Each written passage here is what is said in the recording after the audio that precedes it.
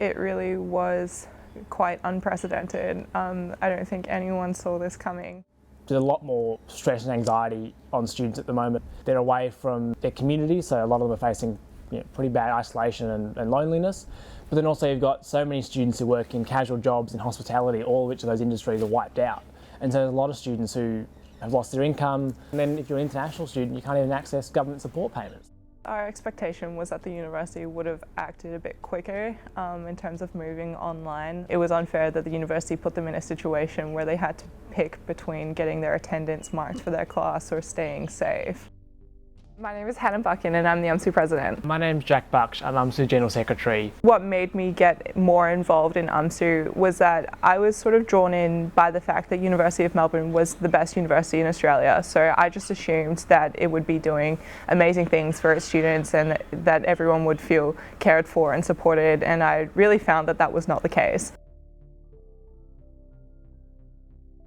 I'm a third year now, so I've been around for a couple of years and I've seen what UMSU can do and what happens when you combine student voices like that. I think having a student union on campus is probably one of the most important things you can have at a university. Too often universities don't listen to students, and you need, I guess, a very strong student voice that gets taken straight to the university, which is what UMSU does.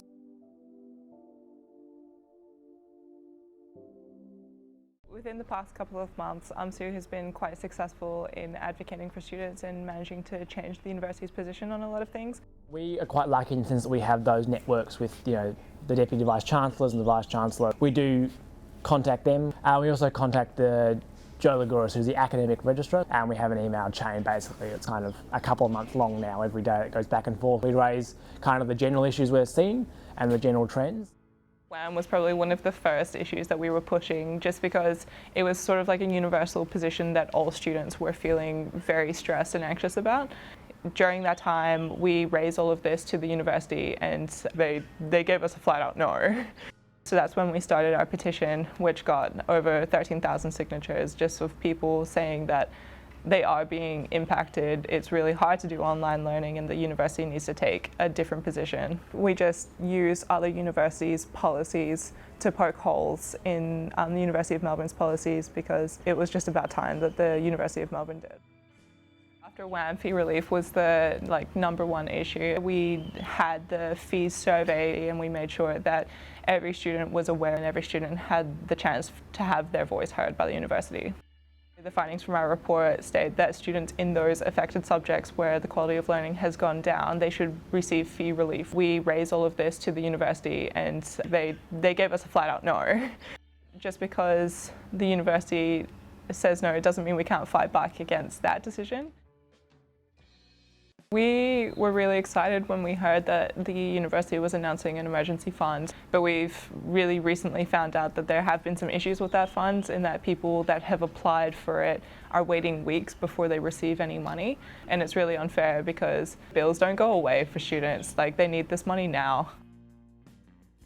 At the moment, fee relief is still a big issue. Our next job is to look at the emergency relief fund and why students have been waiting months to get that money instead of the 10 days. Next semester we'll probably be back on campus, I'd say, and there'll be a bit of normality to our lives. And so post-coronavirus, what we'll be bringing up, thousands of students came to you and you didn't listen to them until we had to push you. So students are a bit tired of the university consistently putting their voices aside and running the university as this big bureaucratic organisation rather than an organisation that puts students at its heart.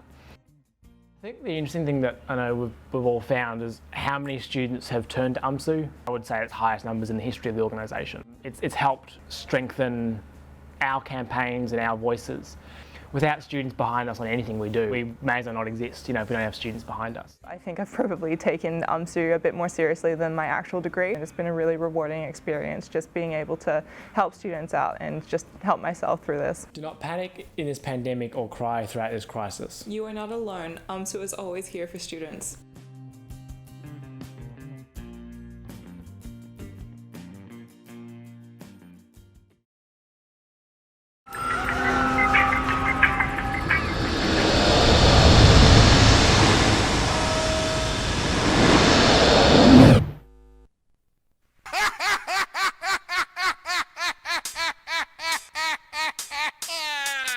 So it's now mid-September and we're still online, as we all know. In semester 2, nothing changed. We still fought to get the WAM amnesty extended, to get the emergency support fund extended into semester 2, and we're still trying to fight for the university to get fee remission for students whose educational quality has declined. So it's been a really busy time, because we know that the university doesn't have students' best interests at heart, and so it's been really important that students do stand together and do come together during this challenging time so that we can fight these things. That's how a student union is strong. But it's also never been a more important time for that collective action, facilitated by UMSU, to fight the university, to make sure they are held accountable, because, as the next generation, that's what we can do.